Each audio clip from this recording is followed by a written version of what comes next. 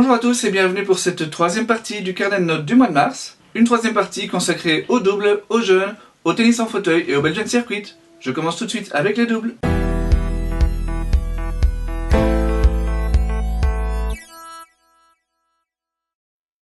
La plus belle performance belge ce mois-ci est bien entendu la première demi-finale d'Elise Mertens dans un tournoi classé premier mandatory, soit un des 4 plus gros tournois de la saison en dehors des grands chelems.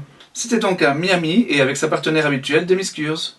Le duo s'était arrêté dès le deuxième tour à Indian Wells, mais elles ont fait beaucoup mieux donc à Miami, où elles ont battu les troisième têtes de série et ne se sont arrêtées que 11-9 au super tie-break de la demi-finale. Cette performance les place en 10e position pour la course au Masters de double, où les 8 premières paires seront qualifiées. C'est donc un classement qu'il faudra surveiller avec attention cette saison. Si Joris Delors a déjà largement démontré ses qualités de joueur de double en Coupe Davis, il n'avait pas encore réussi de résultats très probants sur le circuit dans cette catégorie. Sa tournée au Canada pourrait être un déclic, puisqu'il y a atteint une finale aux 25 000 $ de Sherbrooke, avant surtout de s'imposer lors du Challenger de Drummondville. Aux côtés d'un spécialiste de la discipline, le Danois Nielsen, il a donc remporté son premier titre à ce niveau, après tout de même déjà 3 échecs en finale. Janina Wickmayer a également remporté un titre important en double ce mois-ci, c'était le WTA 125 d'Indian Wells. Pour Janina, il ne s'agit pas du plus gros titre de sa carrière, puisqu'elle a déjà remporté 2 titres du circuit principal à Luxembourg en 2013 et à Washington en 2016, mais c'est tout de même un résultat important dans cette période de reconstruction. Comme c'est devenu une habitude ces derniers mois, nos joueurs ont vraiment cartonné en double sur le circuit ITF avec pas moins de 7 titres. La palme revient à Lara Salden qui, après avoir déjà atteint une première finale à Amiens, s'est imposée coup sur coup à Gonesse et au Havre. Britt Gukens n'a elle remporté qu'un seul titre, c'était à Sharm el-Sheikh. Michaela Boev, comme je l'ai dit dans la vidéo précédente, a bien mieux performé en double qu'en simple lors de sa tournée à Héraklion, où elle a remporté un titre et a atteint également 2 autres finales. Chez les garçons, Germain Gigounon a combiné sa très belle victoire en simple aux 25 000 $ de Xabia par une victoire également en double. Enfin, Jonas Merckx et Zizou Bergs ont tous les deux remporté un 15 000 $ à Doha à une semaine d'intervalle. Au classement de double, la finale de Ruben Bemmelmans au Challenger du Gosier lui permet de réaliser une très belle progression. Joris Delors, grâce à sa très belle tournée au Canada, rejoint le top 5 belge. Germain Gigounon, Jonas Merckx et Zizou Bergs, grâce à leurs super résultats ce mois-ci, grimpent respectivement 222, 96 et 292 places. Chez les filles, je l'ai dit, l'information la plus importante au classement, c'est l'entrée dans le top 10 de la race d'Elise Mertens. À titre individuel, elle réalise également une belle progression, tout comme Janina Wickmayer qui revient dans le top 100.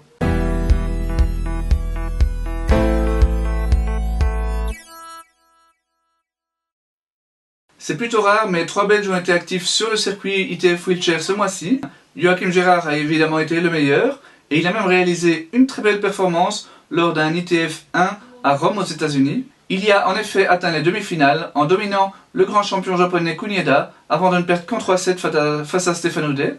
Pour rappel, Kunieda avait remporté l'Open d'Australie, donc ça prouve que Joachim avait vraiment sa place dans le tableau final du premier Grand Chelem de la saison. La semaine suivante, lors du Super Series de bâton rouge, Joachim s'est arrêté en quart face aux Japonais. En double, il a également atteint une finale et une demi lors de ces 2 tournois. Notre numéro 2, Jeff Van Dorp, a signé son 2e succès de la saison, même son 3e si on tient compte du Masters Junior. Alors c'était à nouveau seulement un ITF 3, à Bienne cette fois, mais c'était un tournoi très relevé pour un ITF 3, où Jeff a en plus facilement battu les têtes de série numéro 1 et 2, qui étaient en fait 13e et 14e mondial.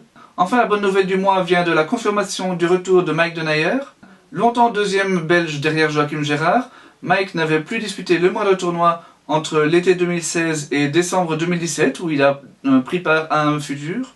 En mars, il a fait son retour au plus haut niveau, en disputant les 2 mêmes tournois que Joachim aux États-Unis.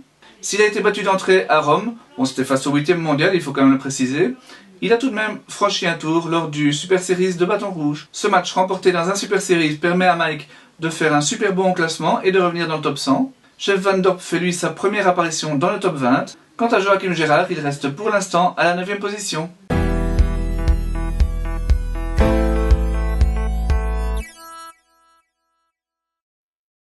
De nombreux jeunes ont réalisé des résultats très intéressants en ce mois de mars, et ce y compris en catégorie 1 des moins de 14 ans, c'est-à-dire les tournois vraiment les plus relevés de la saison. Et c'est d'ailleurs dans cette catégorie que Alexander Blocks, notre joueur du mois, a réalisé ses meilleures performances. Il a débuté par une très belle finale à ce niveau au tournoi de Stockholm. Il a ensuite enchaîné avec 2 bons quarts de finale au Team Esson en France et à Maia au Portugal. Ces tournois rassemblent vraiment les tout meilleurs joueurs européens de 14 ans et moins. Et Alexander, lui, fête seulement ses 13 ans ce 8 avril, donc il a vraiment une super grosse marge de progression. Pour la première place, j'avais tout de même hésité avec Arnaud Bovy, qui a été le seul joueur à remporter un tournoi chez les jeunes en simple ce mois-ci. Sa victoire, Arnaud l'a signée lors d'un grade 2 à Tashkent, et elle est vraiment super importante pour la suite de sa saison. J'expliquerai pourquoi dans quelques minutes en abordant les classements. Il s'agit en tout cas du deuxième titre d'Arnaud à ce niveau. Le premier, il l'avait remporté le mois dernier à Tunis. Par la suite, il a encore atteint un 8e de finale au gradin de Villena en Espagne, un tournoi où il a également disputé les demi-finales en double. Âgée d'une semaine de plus seulement que Alexander Blocks, Sofia Kostoulas a également réalisé de très belles performances dans les catégories 1 de moins de 14 ans. Absente à Stockholm, Sofia a atteint les demi-finales tant au Team Esson qu'à Maia. Les 2 fois, ce n'est que la première tête de série qui a réussi à mettre fin à son parcours. Incontestablement, nous tenons avec Alexander et Sofia 2 pépites qu'il faudra surveiller de très près. En plus, ils sont loin d'être seuls dans cette catégorie des moins de 14 ans puisque d'autres joueurs ont réussi de très bonnes performances ce mois-ci.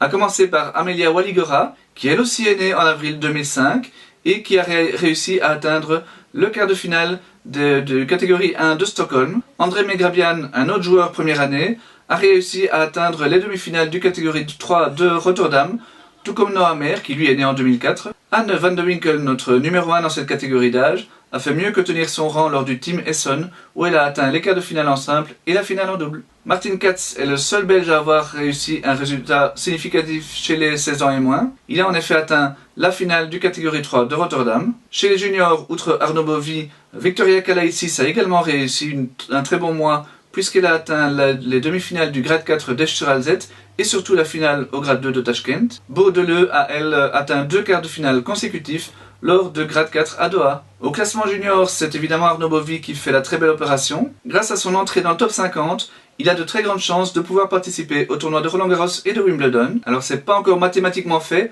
parce qu'il a encore quelques points à défendre, mais ça devrait quand même être bon pour lui. Pour Louis Hermand et Gauthier Enclins, ça sera sans doute un peu plus compliqué, mais c'est encore possible. Tout dépendra en fait de leur tournée en France lors du mois d'avril. Pas de grand chelem par contre pour Thibaut Colson, qui est toujours blessé et qui a annoncé qu'il arrêtait le circuit junior. Pas de grand chelem non plus chez les filles, mais quelques belles progressions tout de même pour Victoria Kalaitsis et Tilly Di Girolami. En U16, la progression du mois est celle de Martin Katz, même si d'autres joueurs qui ont réussi quelques belles performances en U14 grimpent aussi.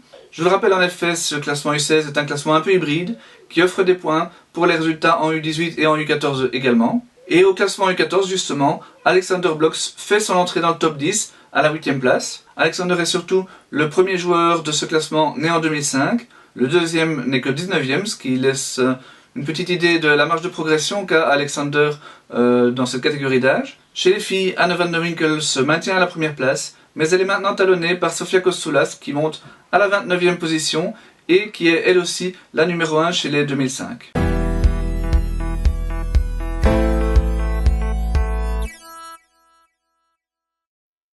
Le Belgian Circuit s'est mis un petit peu en pause ce mois-ci avec seulement 4 maigres tournois, tous classés 1 étoile. Mais il y a tout de même eu un tournoi très relevé, les championnats de Flandre Indoor. Alors ce tournoi ne fait pas officiellement partie du Belgian Circuit, tout simplement parce qu'il est réservé aux joueurs inscrits dans un club flamand. Mais c'est tout de même une épreuve très relevée, avec un tableau qui équivaut plus ou moins à un 3 voire 4 étoiles. C'est Elin Boykens qui a remporté le titre féminin.